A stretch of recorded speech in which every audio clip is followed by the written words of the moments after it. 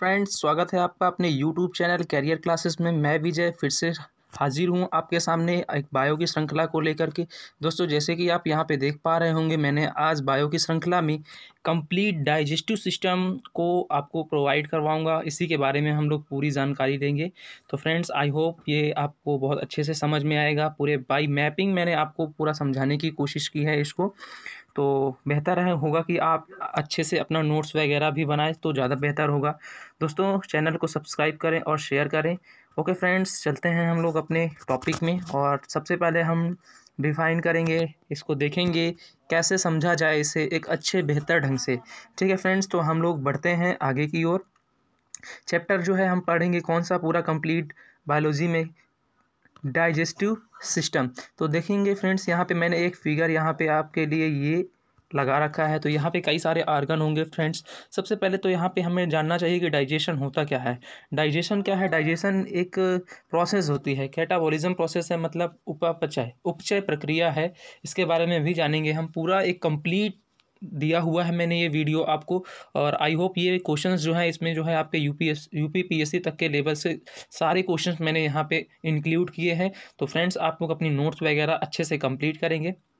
तो सबसे पहला क्वेश्चन हमारे मन में आता है कि व्हाट इज डाइजेशन। डाइजेशन क्या होता है? तो डाइजेशन फ्रेंड्स एक प्रकार की ऐसी प्रक्रिया है जिसमें जटिल संरचना वाले जो फूड होते हैं और जो कि वाटर में इनसॉल्युबल होते हैं, उनको डाइजेशन के थ्रू क्या किया जाता है, ब्रेक डाउन किया जाता है, जिससे उनका आसानी से उसको सिंपल फॉर्म में स्ट्रक्चर या सिंपल स्ट्रक्चर में उसको कन्वर्ट करके उसको आसानी से डाइजेस्ट किया जा सके। और डाइजेशन जब अच्छे ढंग से होता है तभी हमें एनर्जी मिलती है। ठीक है फ्रेंड्स, यहाँ पे आप देख पा रहे होंगे कई सारे ऑर्गन्स हैं। ठीक है फ्रेंड्स, ऑर्गन्स में देखेंगे यहाँ पे ये आपका क्या है, ऑइसोफेगस है। ठीक है फ्रेंड्स, क्या है ये? ऑइसोफेगस है, जिसे हम हिंदी में क्या बोलते हैं, ग्रास नली बोलते हैं। हिंदी में क्या कहते हैं इसे फ्रेंड्स? ग्रास नली कहते हैं। यहाँ पे आप देख पा रहे होंगे ये क्या है आपका, ये जो पूरा एरिया है ये है आपका लीवर। ठीक है फ्रेंड्स, सारे ऑर्गन्स के बारे में हम लोग पढ़ेंगे, क्योंकि जो डाइजेशन सिस्टम है वो दो तरीके से पढ़ेंगे हम, दो अंगों में। एक तो एलिमेंट्री कैनाल मतलब आहार नाल जो कि अंग होंगे, और एक ऐसे पोर्शन को पढ़ेंगे जो कई सारी ऐसे हमारे बॉडी में ग्लैंड्स पाई जाती हैं जो कि सब्सटेंस को सिक्रेशन करती हैं, कई पदार्थों का श्रावण करती हैं। तो जो डाइजेशंस में भाग लेती हैं वो आपकी एक्सोक्राइन ग्लैंड होती हैं। ठीक है फ्रेंड्स, वो इनडायरेक्टली ब्लड में आकर के मिलती हैं। तो वो किस प्रकार से भाग लेती हैं इसी के बारे में हम लोग यहाँ पे जानेंगे। तो आप यहाँ पे आई होप आपको चीज़ें समझ में आ गई होंगी। ये है आपका स्टमक वाला पोर्शन है, ये वाला स्टमक है। और यहाँ पे आप देख पा रहे होंगे कि ये जो बड़ी आकृति है ये है आपकी लार्ज इंटेस्टाइन। इनके बीच में इस तरह से ये कई लेयर में इस तरह से फंसी हुई जिससे दिख रही है आपको, ये क्या है आपकी स्मॉल इंटेस्टाइन है, आंत है।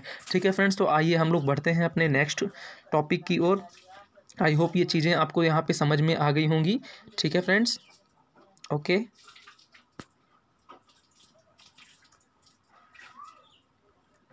ओके, तो यहाँ पे मैंने टॉपिक डिफाइन कर दिया है फ्रेंड्स कि किस तरह से हम लोग पढ़ेंगे पूरे अपने इस डाइजेस्टिव सिस्टम में। तो देखेंगे डाइजेस्टिव सिस्टम में मैंने आपको पाचन की जो डेफिनेशन है वो बता ही दिया है। मेन एक लाइन में अगर बोलें कि जो कॉम्प्लेक्स फूड होते हैं उनको सिंपल फॉर्म में बदलना ही जो है, सिंपल फॉर्म में बदलेंगे तभी क्या होगा, हमें वो आसानी से डाइजेस्ट हो पाएगा। और डाइजेशन के थ्रू ही हम फिर उसको क्या कर पाएंगे, ऑब्जॉर्प्शन कर पाएंगे, उसका अवशोषण कर पाएंगे। अवशोषण होगा तभी हमें क्या मिलेगी, एनर्जी मिलेगी। ठीक है दोस्तों, और बहुत इंपॉर्टेंट क्वेश्चन से बनता है कि पाचन की जो प्रक्रिया है वो कैसी एक प्रक्रिया है। तो जो पाचन प्रक्रिया है दोस्तों वो एक कह सकते हैं कैटाबॉलिज्म है। कैटाबॉलिज्म का मतलब यहाँ पे फ्रेंड्स मैं आपको बताना चाहूँगा, कैटाबॉलिज्म का मतलब है, इसको हिंदी में हम क्या कहते हैं, अपचय कहते हैं।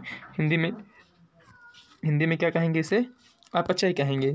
मेन प्रोसेस होता क्या है फ्रेंड्स, जब हम देखेंगे यहाँ पे, जब हम कोई भी कंपाउंड है या जो कॉम्प्लेक्स फूड है, ठीक है, एक तरह से देख सकते हैं जो कॉम्प्लेक्स फूड है, और कॉम्प्लेक्स फूड को अगर हम किस में बदलते हैं, सिंपल फूड में बदलते हैं। किस में बदलेंगे, साधारण, या कह सकते हैं साधारण संरचना में बदलेंगे। इसका अच्छा सा उदाहरण अगर लेते हैं, जैसे कि मैं बात करूँ कि अगर मैंने फैट खाया है, लिपिड, तो इसमें हम इसका डाइजेशन करेंगे तो डाइजेशन जो होगा वो किस में होगा, फैटी एसिड में होगा। ठीक है फ्रेंड्स, किस में होगा, फैटी एसिड में होगा। इसका मतलब है पार्टिकल्स हो जाएंगे किसके, फैट के छोटे छोटे तमाम सारे इस तरह से पार्टिकल्स हो जाएंगे। और यही प्रक्रिया क्या कहलाती है, इमल्सिफिकेशन। और हिंदी में इसे क्या कहते हैं, हिंदी में इसे इमल्सिफिकेशन ही कह सकते हैं, और या कह सकते हैं पायसीकरण कह सकते हैं। ठीक है फ्रेंड्स, तो बढ़ते हैं हम आगे अपने क्वेश्चंस। यहाँ पर देखेंगे कि डाइजेशन प्रोसेस पढ़ना है। डाइजेशन प्रोसेस में मैंने इसको दो तरह से बांटा हुआ है। देखिए मेटाबॉलिज्म को बताया है मैंने। जो मेटाबॉलिज्म होता है वो दो टाइप का होता है। मेटाबॉलिज्म इज़ अ प्रोसेस, या एक ऐसी प्रक्रिया है जो कि फूड को कन्वर्ट करती है किसमें, एनर्जी में। मैंने आपको क्या बताया, metabolism is a process that which food convert in energy. Food को किस में कन्वर्ट करते हैं, एनर्जी में कन्वर्ट करते हैं। ठीक है फ्रेंड्स, और ये कितने टाइप से होती है, दो टाइप से होती है। जो मेटाबॉलिज्म प्रोसेस है वो कितने टाइप से होती है फ्रेंड्स, दो टाइप से होती है। एक होती है कैटाबॉलिज्म और दूसरी होती है एनाबॉलिज्म। कैटाबॉलिज्म और एनाबॉलिज्म को समझ लेंगे, बस एक लाइन में समझेंगे, बहुत आसानी से समझ में आ जाएगा। कैटाबॉलिज्म के बारे में अगर समझे तो कैटाबॉलिज्म क्या होता है, ये क्या होता है, कॉम्प्लेक्स टू सिंपल फॉर्म में बदला जाता है। कॉम्प्लेक्स फूड को सिंपल फॉर्म में बदलना ही क्या कहलाता है, कैटाबॉलिज्म होता है। तो इसको हम क्या कहेंगे, कैटाबॉलिज्म को हिंदी भाषा में कह सकते हैं कि अपचय। ठीक है, कैटाबॉलिज्म को क्या बोल सकते हैं हिंदी में, अपचय। ठीक है फ्रेंड्स, तो ये होता क्या है, तो जैसे कि अभी मैंने आपको बताया कि इसके अंतर्गत क्या होता है कि जो कंपाउंड आपका फूड होता है, कॉम्प्लेक्स फूड होता है, उसको किस में बदला जाता है, सिंपल फूड में बदला जाता है। तो इसका मतलब है, आप उदाहरण से समझ सकते हैं यहाँ पे, जैसे मैंने आपको बताया कि फैट है, और फैट को हम बदल सकते हैं किस में, फैटी एसिड में। कार्बोहाइड्रेट्स है, उसको बदल सकते हैं हम लोग ग्लूकोज में बदलते हैं। तो ये इस तरह से एक हो जाएगा। तो जो भी हम खाना खाते हैं, जो भी हम फूड खाते हैं, जैसे मान लीजिए हमने क्या खाया, फूड खाया, तो फूड में अक्सर हमें क्या क्या चीज़ें मिलती हैं, तीन चीज़ें मिलती हैं। एक तो मिलती है प्रोटीन, दूसरी मिलती है कार्बोहाइड्रेट, और तीसरी मिलती है लिपिड। ठीक है दोस्तों, ये तीन चीज़ें हमें प्राप्त होती हैं, और जब ये फूड में इन्वॉल्व होती हैं तो उस समय पर ये एक जटिल संरचना के रूप में होती हैं। ऐसे कह सकते हैं कि ये कॉम्प्लेक्स फॉर्म में होती हैं, और इन तीनों को क्या किया जाता है, सिंपल फॉर्म में बदला जाता है, और यही क्या हो जाता है, कैटाबॉलिज्म कहलाता है। मतलब एक लाइन में कह सकते हैं कि कॉम्प्लेक्स फूड को सिंपल फूड में बदलना ही क्या कहलाता है, कैटाबॉलिज्म है। ये हमने फूड के थ्रू खाया था। तो आप ये भी कह सकते हैं कि भोजन जो है, भोजन को पचाने की जो प्रक्रिया है, भोजन डाइजेशन, या कह सकते हैं फूड डाइजेशन की जो प्रोसेस है, वो किस पे आधारित होती है, कैटाबॉलिज्म है या अपचय प्रक्रिया है। नेक्स्ट दूसरे की बात करें कि दूसरा क्या है, तो उसको हमने क्या बोला था, एनाबॉलिज्म। एनाबॉलिज्म क्या होता है, इसको हम हिंदी में बोल सकते हैं उपचय। हिंदी में क्या कह सकते हैं इसको, उपचय। इसमें क्या होता है फ्रेंड्स, इसमें क्या होता है, कई सारे सिंपल फॉर्म की जो चीज़ें होती हैं वो मिलके क्या बनाती हैं, एक कम्प्लेक्स फूड बनाती हैं। यहाँ पे ये इसका जस्ट अपोजिट हो जाएगा कि जो कई सारे सिंपल फूड होते हैं, सिंपल फूड जो मिल करके वो क्या बनाते हैं, एक कॉम्प्लेक्स फूड बनाते हैं। इसका अच्छा सा एक उदाहरण आप देख सकते हैं। इसका एक बहुत अच्छा सा उदाहरण बताऊंगा मैं आपको। जैसे कि आपने सुना हुआ होगा कि 20 टाइप के जो अमीनो एसिड होते हैं, 20 टाइप के जो अमीनो एसिड होते हैं, वो मिल करके क्या बनाते हैं, एक यूनिट प्रोटीन का निर्माण करते हैं। है ना फ्रेंड्स, यहाँ पे आप देखेंगे कि जो 20 टाइप के क्या होते हैं, अमीनो एसिड होते हैं। आपने हिंदी में पढ़ा हुआ होगा, हिंदी जो आपके वन लाइनर क्वेश्चंस बहुत सारे पढ़ते हैं, तो उसमें लिखा होता है कि 20 प्रकार के अमीनो अम्ल मिल करके एक प्रोटीन का निर्माण करते हैं, एक यूनिट प्रोटीन का निर्माण करते हैं। ठीक है फ्रेंड्स, आई होप ये चीज़ें आपको समझ में आ गई होंगी। डाइजेशन क्या है ये भी मैंने आपको बता दिया। मेटाबॉलिज्म क्या होता है, ये भोजन पचाने की एक प्रक्रिया होती है। क्या होता है इसमें कि फूड को कन्वर्ट किया जाता है किसमें, एनर्जी के फॉर्म में कन्वर्ट किया जाता है। अब यहाँ पे हम देखेंगे फ्रेंड्स, हमें पढ़ना क्या था, डाइजेस्टिव सिस्टम। सिस्टम मतलब एक ऑर्गन है। तो यहाँ पे देखेंगे कि जो डाइजेशन है इसमें कई सारे अंग भाग लेंगे, इस वजह से यहाँ पे नाम क्या दिया गया है इसको, डाइजेशन ऑर्गन। अब हम देखेंगे यहाँ पे इसको क्या किया गया है, दो भागों में डिवाइड कर दिया गया है। एक तो एलिमेंट्री कैनाल, इसको बोलेंगे आहार नाल, और ये डाइजेस्टिव ग्लैंड है, इसको बोलेंगे पाचक ग्रंथियाँ। इसमें देखेंगे फ्रेंड्स कई सारी चीज़ें हैं, आपको कौन कौन सी और क्या क्या यहाँ पे पढ़ना है तो उसके बारे में देखेंगे। तो इसमें सबसे पहले हम लोग पढ़ेंगे मुख गुहा के बारे में, फिर उसके बाद में ग्रास नली के बारे में, आमाशय के बारे में, छोटी आंत के बारे में, और फिर बड़ी आंत के बारे में। मुख गुहा को दोस्तों इसी को बोलते हैं हम लोग वैकल कैविटी, और इसके अंतर्गत हम तीन चीज़ें पढ़ेंगे। माउथ के बारे में पढ़ेंगे, मुख के बारे में, मतलब एक तरह से कह सकते हैं आप यहाँ पे किसके बारे में पढ़ेंगे, वकल कैविटी में, मुख गुहा में आप कह सकते हैं टीथ के बारे में पढ़ेंगे, और टंग के बारे में पढ़ेंगे, दो चीज़ों के बारे में पढ़ेंगे यहाँ पे। ठीक है फ्रेंड्स, तो एक एक करके यहाँ पे हम लोग समझते हैं। आप परेशान मत होइए, मैंने आपको सारी चीज़ें यहाँ पे मैपिंग में रखी हुई हैं। आई होप ये आपको बहुत अच्छे से समझाने की कोशिश करूँगा। और बढ़ते हैं हम लोग नेक्स्ट अपने टॉपिक में, अगली एक एक करके हम इसको पढ़ेंगे। देखिए फ्रेंड्स, यहाँ पे मैंने डेफिनेशन भी लिख रखी है कि पाचन क्या है, एक ऐसी प्रक्रिया है जिसमें जो जटिल संरचना जिसी को हम लोग क्या बोलते हैं कॉम्प्लेक्स फूड होता है, उसी को हम क्या करते हैं सिंपल संरचना वाले फूड में या सिंपल फूड में बदल दिया जाता है और इसका अवशोषण करके एनर्जी प्राप्त किया जाता है। ये मैंने आपको बताया, ये अभी जस्ट बताया था क्या होता है ये मेटाबॉलिज्म, इसको इंग्लिश वर्ड में क्या बोलते हैं मेटाबॉलिज्म। और इसमें साफ साफ लिखा भी है मैंने, ये वर्क है इज़ अ प्रोसेस होती है कि metabolism is a process food convert in energy, भोजन को ऊर्जा में बदलना ही उपापचय कहलाता है। और ये देखिए मैंने आपको यहाँ पे बताया था कि कितने टाइप्स की होती है, 2 टाइप्स की, इनके सब के बारे में मैं अभी आपको बता चुका हूँ। ठीक है फ्रेंड्स, यहाँ पे मैंने आपको बताया कि वक्कल कैविटी जो है इसी को हम लोग क्या बोलते हैं मुख गुहा। इसके बारे में हम 2 चीज़ों के बारे में पढ़ेंगे यहाँ पे, जीभ के बारे में और दांत के बारे में। तो फ्रेंड्स यहाँ पे देख लेते हैं सबसे पहले। ठीक है फ्रेंड्स, यहाँ पे देखेंगे सबसे पहले एक एक करके पढ़ लेते हैं। तो सबसे पहले हम लोग टीथ के बारे में पढ़ेंगे। किसके बारे में? टीथ के बारे में। तो टीथ जो होते हैं फ्रेंड्स वो कितने टाइप के होते हैं हमारे? 4 टाइप्स के होते हैं। कितने टाइप्स के होते हैं फ्रेंड्स? 4 टाइप्स के। कौन कौन से होते हैं उन्हीं के बारे में देखना है यहाँ पे। तो पहले जो होते हैं वो क्या होते हैं? इंसीजर। मैं शॉर्ट फॉर्म में यहाँ पे लिखूंगा, आप लोग अपने नोट्स में नोट डाउन करते रहिएगा। इंसीजर, इसको हम लोग हिंदी में बोलते हैं कृदंतक। ठीक है फ्रेंड्स, दूसरे को बोलते हैं कैनाइन। ठीक है, तीसरे को बोलते हैं प्री मोलर, हिंदी में भी बता देंगे इंसीजर, कैनाइन, प्री मोलर और मोलर। ठीक है फ्रेंड्स, 4 टाइप्स के ये दांत हो गए आपके इसमें। तो हिंदी में मैं फिर से बता देता हूँ। हिंदी में इसे क्या कहते हैं? इंसीजर को कहते हैं कृदंतक। हिंदी में इसे क्या कहते हैं? कृदंतक कहते हैं। इसे क्या कहते हैं? रदनक कहते हैं हिंदी में। ठीक है फ्रेंड्स, इसको रदनक बोलते हैं। प्री मोलर को बोलते हैं अग्रचवर्णक और इसे क्या बोलते हैं? चवर्णक बोलते हैं। तो इस तरह से आपको ये देखेंगे कि 4 टाइप से मैंने आपको बता दिया है। अब इनका वर्क भी देख लेंगे कि क्या क्या वर्क होता है। तो इंसीजर का जो वर्क होता है उसका काम क्या होता है? फूड को कट करने का काम करता है। फूड को कट करने का काम करता है कौन सा? इंसीजर।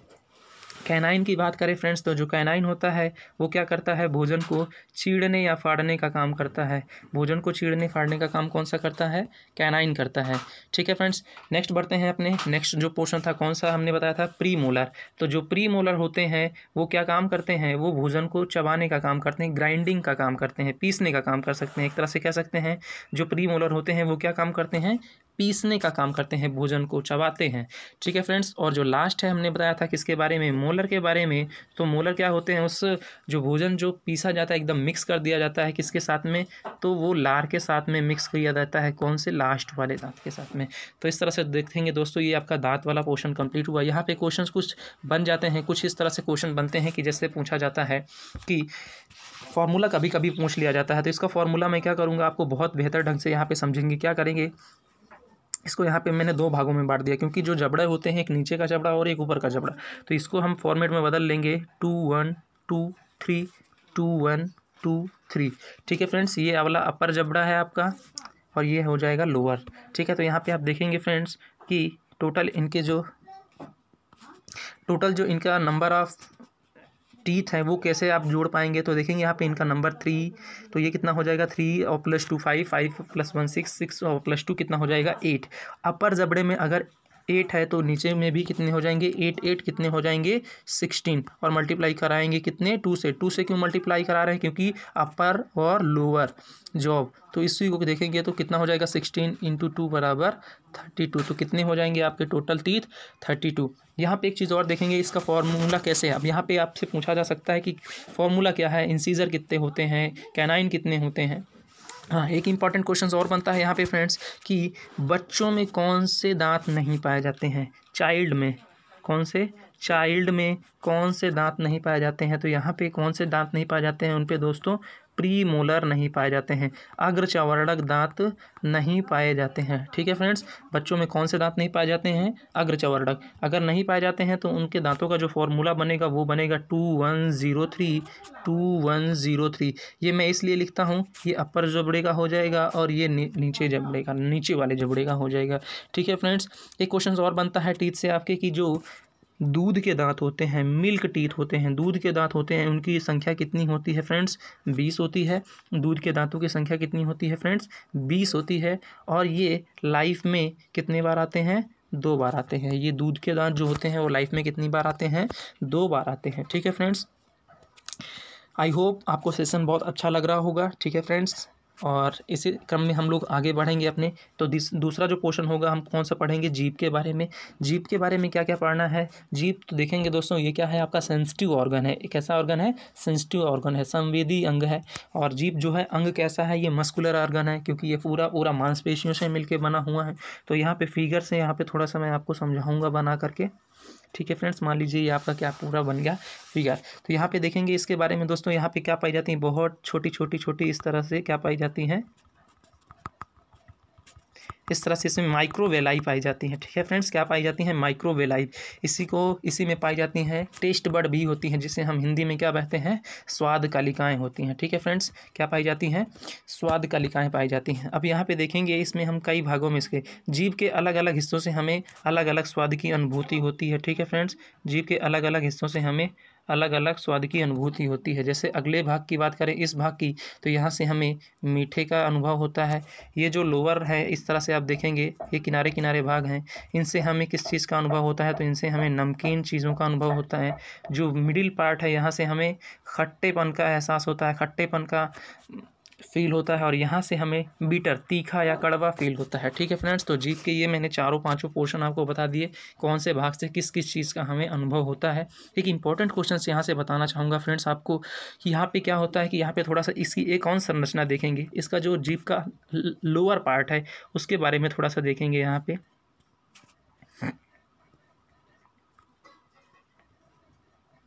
ठीक है फ्रेंड्स, ये आ जाएगा आपका, ये पूरा ये है, मैंने ये जीभ का, ये मान लीजिए जीभ का आपका सरफेस है ये वाला पूरा, और ये आपका लोअर पार्ट है। ठीक है फ्रेंड्स, ये कौन सा पार्ट है आपका, लोअर पार्ट है। ओके, तो यहाँ पे आप देखेंगे कि यहाँ पे क्या होती हैं, कई सारी सेल्स होती हैं, छोटी छोटी सेल्स लगी होती हैं। इस तरह से क्या होती हैं, कई सारी छोटी छोटी सेल्स लगी होती हैं, एक तरह से कह सकते हैं। और ये डायरेक्टली कनेक्टेड होती हैं, किससे, ब्रेन से कनेक्टेड होती हैं। यहाँ पे बहुत सारी सूक्ष्म विलाई पाए जाते हैं। ठीक है, माइक्रोवेलाई पाए जाते हैं, टेस्ट बड पाई जाती हैं, इस तरह से। अब होता क्या है कि अब इसमें क्या होता है, आपको डायरेक्टली पता चल गया कि जो हमें स्वाद का अनुभव होता है वो किनसे होता है, तो क्या बताएंगे, टेस्ट बड से होता है। हमें स्वाद का जो फील होता है, जो स्वाद का अनुभव होता है, किससे होता है, स्वाद कलिकाओं के माध्यम से होता है। और ह्यूमन में जो स्वाद कलिकाएँ पाई जाती हैं, लगभग मानव में जो स्वाद कलिकाएँ पाई जाती हैं, लगभग 8 से 10,000 के मध्य में पाई जाती हैं। और एक ख़ास बात है कि जो ये टेस्ट बड पाई जाती हैं, ये फीमेल में क्या होती हैं, ज़्यादा होती हैं, फीमेल में ज़्यादा होती हैं कंपैरिजन टू मैन के। ठीक है फ्रेंड्स, फीमेल्स में क्या होती हैं, ज़्यादा होती हैं टेस्ट बड। आइए यहाँ पे थोड़ा सा एक चीज़ और देख लेते हैं। यहाँ पे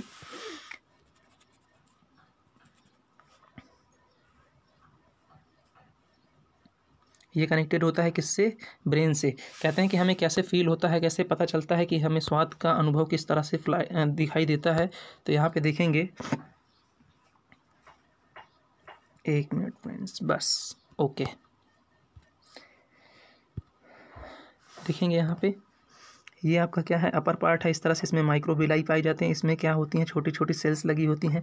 जब कहीं आप ठंडी चीज़ खाते हैं, जैसे आपने मान लीजिए आइसक्रीम खाई, ठीक है फ्रेंड्स, आपने क्या खाया, आइसक्रीम खाई, तो यहाँ पे क्या होता है, आइसक्रीम जो होता है इसका टेम्परेचर क्या होता है, एकदम लो होता है, बहुत ठंडा होता है। तो ठंडे होने की वजह से जो माइक्रोविलाई पाए जाते हैं, ये क्या होते हैं, सिकुड़ जाते हैं, आपस में सिकुड़ जाते हैं। तो जिसके कारण हमें क्या होता है, जो आइसक्रीम का जो टेस्ट है वो अच्छा सा फील नहीं होता है, बहुत कम फील होता है। जैसे कि अगर हम कोई खाते हैं, जैसे मान लीजिए हमने कोई गर्म चीज़ें खाई, तो गर्म चीज़ें खाते हैं, मान लीजिए आपने गरम गरम खाना खाया या गरम गरम सूप पिया, तो उसमें क्या होता है कि ये जो टेस्ट बड होती हैं, ये क्या होती हैं, एक्सपेंड होती हैं, फैलती हैं। और फैलने से क्या होता है, जो स्वाद कलिकाएँ होती हैं, ये क्या होती, एक्टिव हो जाती हैं, जिनसे क्या होता है, इनसे यहाँ से ये डायरेक्ट कनेक्टेड होते हैं, किससे, ब्रेन से। और ब्रेन में ये सिग्नल देती हैं, तो उससे क्या होता है, हमें टेस्ट बहुत अच्छा फील होता है। ठीक है फ्रेंड्स, तो यहाँ से ये कंप्लीट हुआ आपका मुखगुहा, जिसे हम लोग वैकल कैविटी बोलेंगे। पढ़ते हैं अपने नेक्स्ट पोर्शन में। ठीक है फ्रेंड्स, आई होप चीज़ें आपको समझ में आ रही होंगी। अगर बहुत अच्छा लग रहा है चैनल, तो चैनल को सब्सक्राइब कीजिए और इसको शेयर भी कीजिएगा। हमारा जो चैनल है यहाँ पे आपको दिखा रहा होगा कि क्या है चैनल का नाम, कैरियर क्लासेस दाता। और इसकी पीडीएफ भी हम लोग आपको प्रोवाइड कराएंगे। पीसीएस तक के जिसमें क्वेश्चंस हैं मैंने आपको इंक्लूड किए हुए हैं। इसकी पीडीएफ के लिए आप दोस्तों हमारे टेलीग्राम चैनल कैरियर हियर दाता में जुड़ सकते हैं। और इससे विशेष आप यूपी पीसीएस के लिए अगर प्रिपेयर कर रहे हैं, तो वहाँ पे सब्जेक्टिव आपके लिए जो है पार्टिसिपेशन करवाई जाती है, वहाँ पे भी बहुत सारे स्टडी मटेरियल्स दिए जाते हैं, तो आप उसको भी ज्वाइन कर सकते हैं। ठीक है फ्रेंड्स, बढ़ते हैं आपके अगले नेक्स्ट टॉपिक में। तो यहाँ पे देखेंगे दोस्तों, यहाँ पे मैंने फिगर आपको दिया हुआ है, ये आपको वोकल कैविटी से रिलेटेड ही फिगर है। तो आप यहाँ पे देख पा रहे होंगे कि जीभ का ये वाला निचला पोर्शन है, यहाँ पे आपको देख पा रहे हैं ये दांत वाले पोर्शन है, ये मैंने आपको करवा ही दिया है।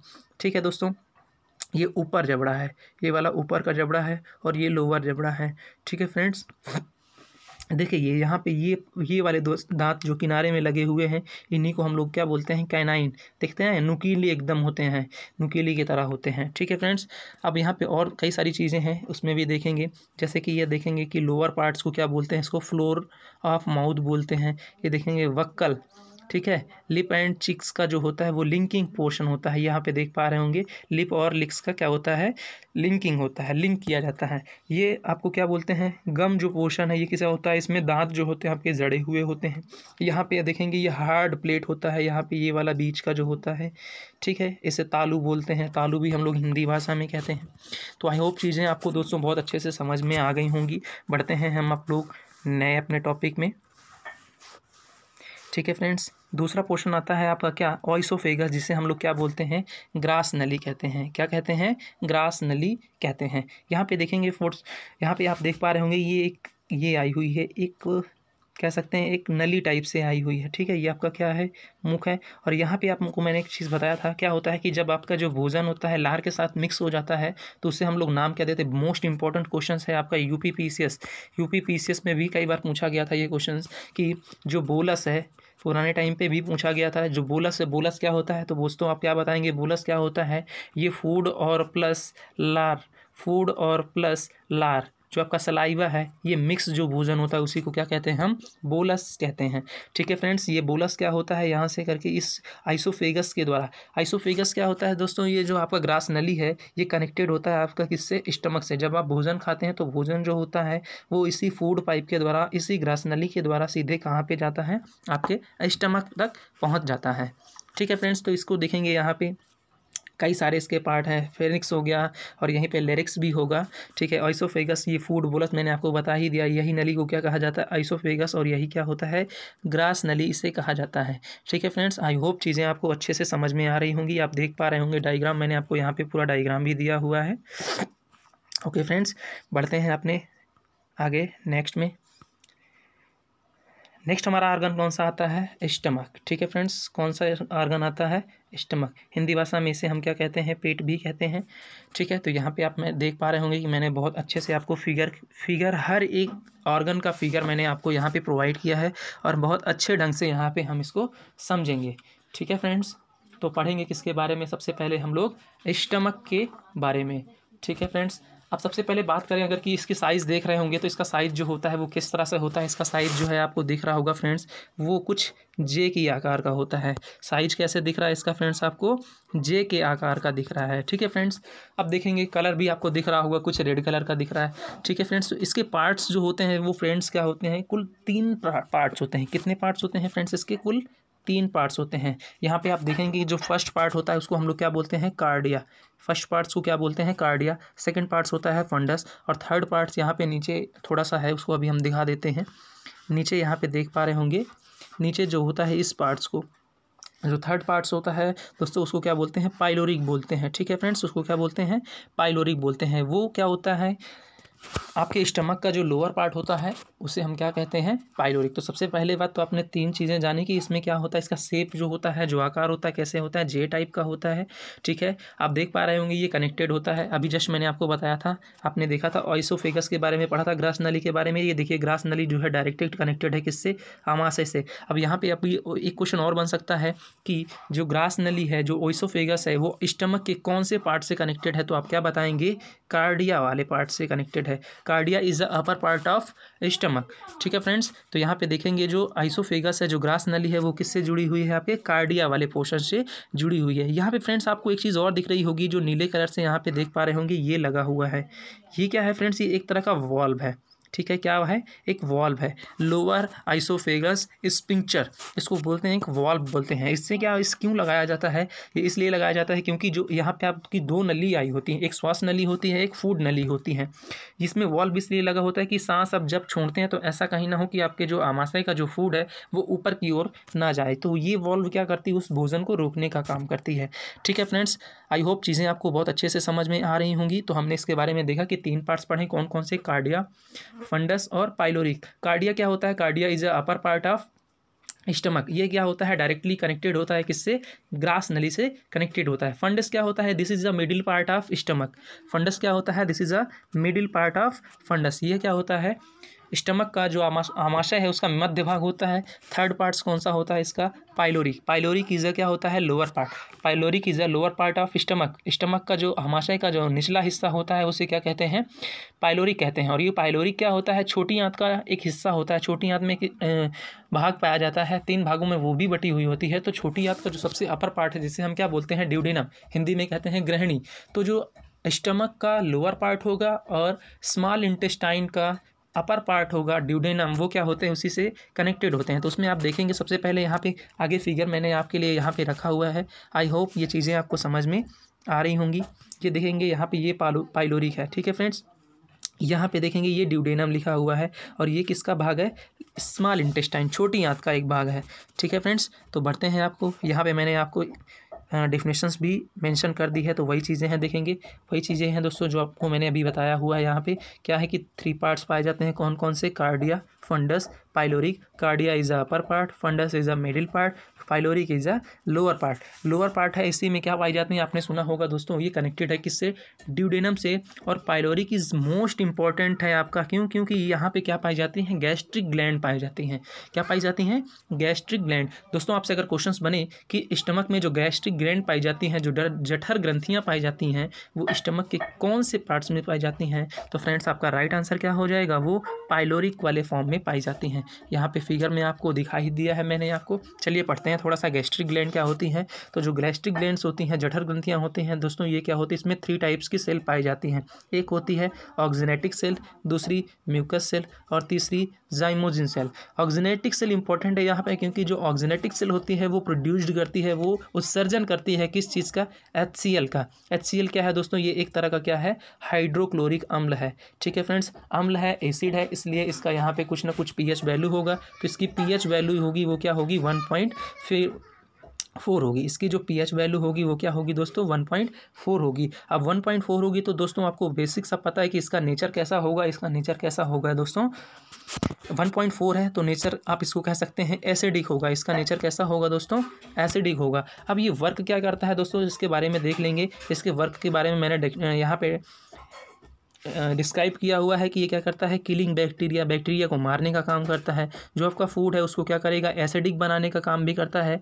और यहाँ पे देखेंगे कि जो फूड कंट्रोल है, आगे यहाँ पे देखेंगे, आगे यहाँ पे नीचे की स्लाइड में है, जो फूड कंट्रोल करता है, फूड कंट्रोल टू डीके मतलब भोजन को सड़ने से बचाता है। तो यहाँ पे 3 काम होते हैं किसके, यहाँ पे HCl के। आई होप चीज़ें आपको दोस्तों समझ में आ रही होंगी। यहाँ पे ये देखिए, यहाँ पे डिस्कस किया हुआ है मैंने, डेके फूड मतलब भोजन को सड़ने से बचाता है। स्टमक में ही पाई जाती हैं आपको कौन सी एंजाइम, रेनिन एंजाइम, जो कि डाइजेशन में वर्क करती हैं किसके, दूध के डाइजेशन में क्या करती हैं, हेल्प करती हैं। कौन सा, रेनिन एंजाइम। पेप्सिन एंजाइम पाया जाता है जो कि डाइजेशन में हेल्प करता है किसके, प्रोटीन के। मोस्ट इंपॉर्टेंट क्वेश्चन है दोस्तों UPPSC के लिए कि जो रिमेनिंग फूड होता है स्टमक में, डाइजेशन प्रोसेस होने के बाद में उस फूड को क्या बोलते हैं, तो आप क्या बोलेंगे यहाँ पे दोस्तों, उस फूड को क्या कहा जाता है, बोलस कहा जाता है। फ्रेंड्स मैंने आपको बताया, इसके पहले हम एक और फूड पढ़ चुके हैं, कौन सा, देखेंगे दोस्तों यहाँ पे रिमेनिंग, सॉरी यहाँ पे फ्रेंड्स, यहाँ पे थोड़ा सा ये मिस्टेक हो गया है, इसको काइम बोलते हैं। जो स्टमक में फूड बचता है दोस्तों उसको क्या बोलते हैं, काइम बोलते हैं। ठीक है फ्रेंड्स, यहाँ पे ये थोड़ा सा बोलस जो होता है, बोलस तो वहाँ पे होता है आपके कहाँ पे, वकल कैविटी में जो पाया जाता है फूड होता है, जो सलाइवा के साथ में मिक्स होता है, उसे क्या बोलते हैं, उसे कहते हैं हम बोलस। यहाँ पे जो फूड बचता है कहाँ पे, स्टमक में, उस फूड को क्या कहते हैं दोस्तों, उस फूड को कहते हैं काइम। यहाँ पे दोस्तों थोड़ा सा आप अपनी नोट्स में इसे रिफॉर्म कर लीजिएगा, बहुत सॉरी यहाँ पे थोड़ा सा मिस प्रिंट हो गया था। ओके, नेक्स्ट पढ़ते हैं हम लोग अपने टॉपिक में। यहाँ पे देखेंगे मैंने आपको स्टमक का यहाँ पे पोर्शन भी दिखाया हुआ है। ऊपर आपने एक और देखा था तो यहाँ पे भी देख सकते हैं यहाँ पे इसमें। तो ये देखिए आइसोफेगस जो होता है वो किस टाइप से कनेक्टेड होता है हमारे यहाँ पे। ये देखिए आइसोफेगस जो है अपर पार्ट से कनेक्टेड है। ये किससे, ये आइसोफेगस जो कनेक्टेड है यहाँ पे देख पा रहे होंगे दोस्तों। ये फंडस है जो कि मिडिल पार्ट था इसका स्टमक का।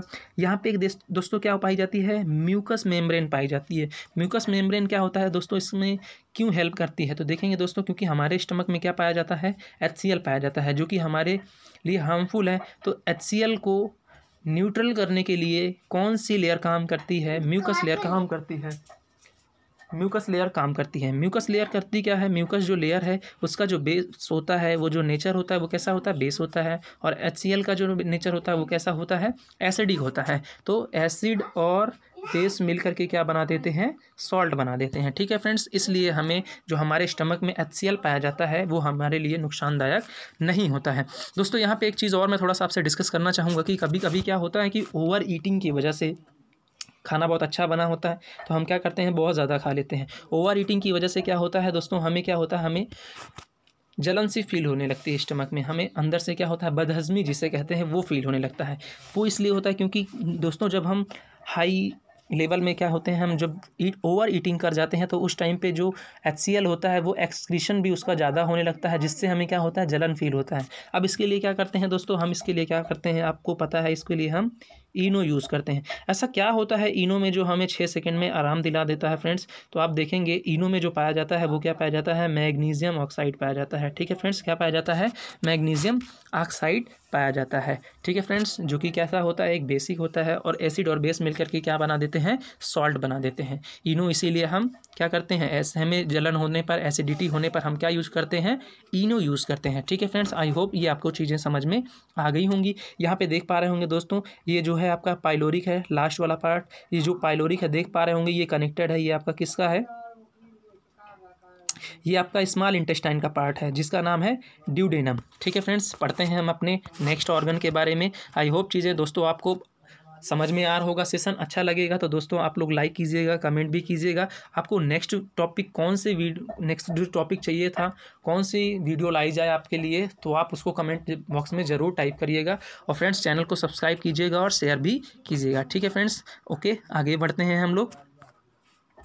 नेक्स्ट आता है हमारा बड़ी आंत, लार्ज इंटेस्टाइन। ठीक है फ्रेंड्स, तो यहाँ पे भी देखेंगे, अब यहाँ पे थोड़ा सा सीक्वेंस आगे पीछे हो गया तो सबसे पहले हम लोग डिस्कस कर लेते हैं किसके बारे में, स्मॉल इंटेस्टाइन के बारे में पढ़ लेते हैं और उसके बाद पढ़ेंगे हम लोग किसके बारे में, लार्ज इंटेस्टाइन के बारे में। तो यहाँ पे देखेंगे दोस्तों, यहाँ पे मैंने एक फिगर आपको यहाँ पे दिया हुआ है, आप देख पा रहे होंगे दोस्तों। यहाँ पे ये देखिए, यहाँ पे दोस्तों ये है आपका क्या, यहाँ पे देखेंगे आप जितनी भी चीज़ें आपने ऊपर पढ़ चुके हैं फिर से एक बार रिवीजन हो जाएगा। यहाँ पे लीवर के बारे में आगे हम पढ़ेंगे। ये पोर्शन है आपका कौन सा, स्टमक का पोर्शन है। देखेंगे पैनक्रियाज है, यहाँ पे ये पत्ती नुमा संरचना होती है। ये जो आपका हरा कलर का यहाँ दिख रहा है ये क्या होता है दोस्तों, ये होता है गॉल ब्लेडर। ठीक है दोस्तों, ये देखिए पाइलोरिक्स लिखा है। पाइलोरिक ये क्या होता है, स्टमक का लोअर पार्ट होता है। अभी जस्ट हमने पढ़ा हुआ था पाइलोरिक कनेक्टेड होता है किससे, ड्यूडेनम से कनेक्टेड होता है। ठीक है फ्रेंड्स, तो ये सारे कई सारे ऑर्गन्स हैं यहाँ पे, ये देख पा रहे होंगे। ये जो बड़ी संरचना है ये बाहर की ओर इस तरह से, इसी को हम लोग क्या बोलते हैं, बड़ी आंत बोलते हैं। और इसी के अंदर शेप होता है इस तरह से, ये क्या होता है आपकी छोटी आंत होती है। ठीक है फ्रेंड्स, छोटी आंत में अब देखेंगे फ्रेंड्स, पढ़ना है हमें कि छोटी आंत में क्या होता है। छोटी आंत के भी कितने होते हैं, 3 पार्ट्स होते हैं। ठीक है फ्रेंड्स, छोटी आंत में भी क्या होता है, कितने पार्ट्स पाए जाते हैं, 3 पार्ट्स पाए जाते हैं। तो सबसे पहले इसके बारे में जान लेते हैं क्या क्या चीज़ें इसमें पाई जाती हैं।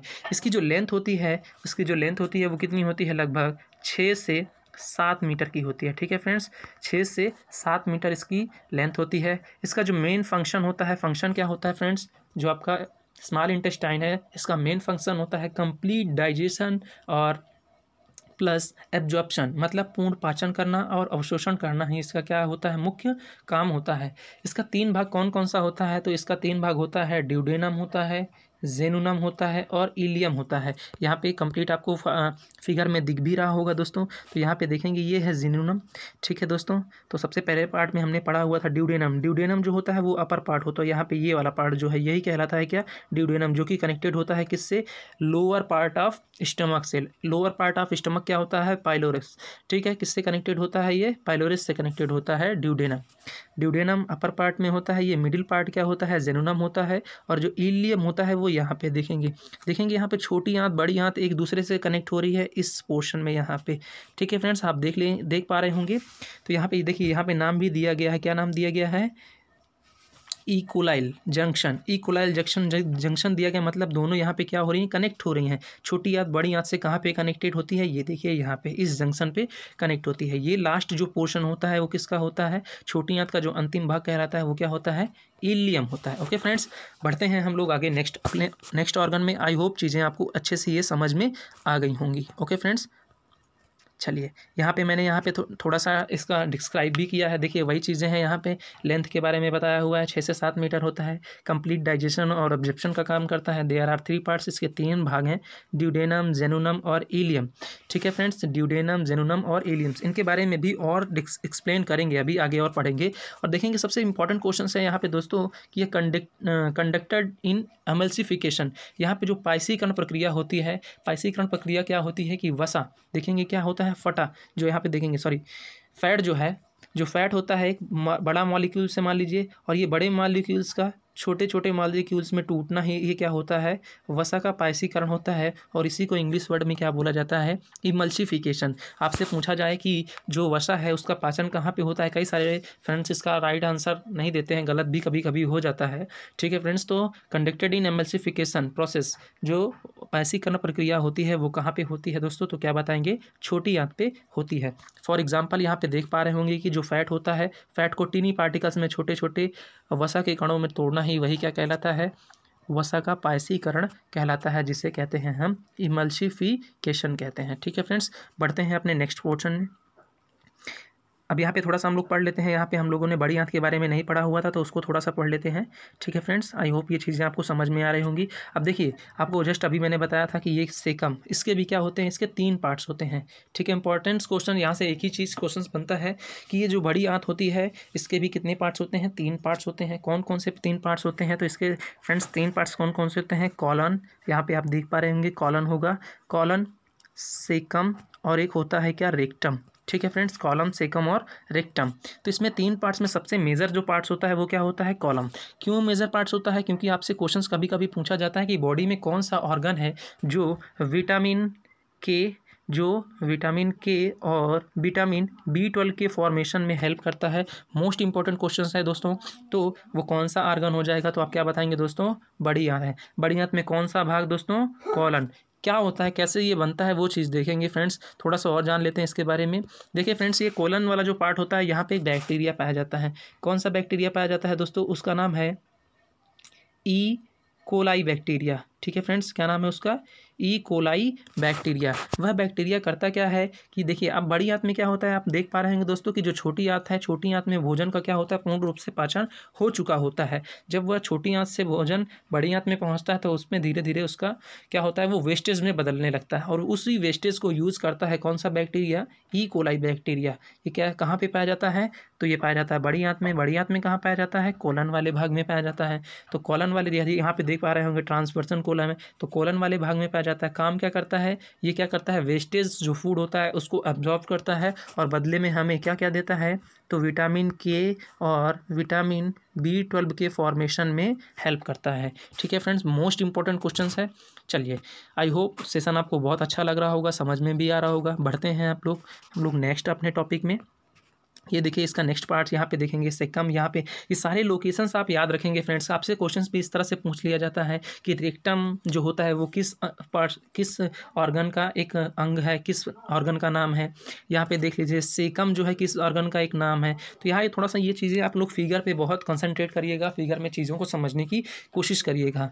ठीक है फ्रेंड्स, आप क्या कर सकते हैं कि कुछ लोगों को प्रॉब्लम हो सकती है, क्योंकि यहाँ पर मैंने जितना हो सका है हिंदी में भी पूरा एक्सप्लेन करने की कोशिश की है। बायो है, थोड़ा सा इंग्लिश वर्ड तो इतना ज़्यादा नहीं है, ये सारे के सारे हिंदी ही हैं। अभी जैसे कि आप पढ़ेंगे, एक चैप्टर पढ़ेंगे आप लोग, स्केलेटल सिस्टम, जो कंकाल तंत्र है, वहाँ पे हड्डियों के नाम कुछ बहुत इतने अजीब अजीब तरह से हैं, आपको लगेगा कि हम इंग्लिश में ही पढ़ेंगे बेहतर है। फॉर एग्जांपल जैसे समझ सकते हैं कि एक हड्डी का नाम है जानू पटेला फलक।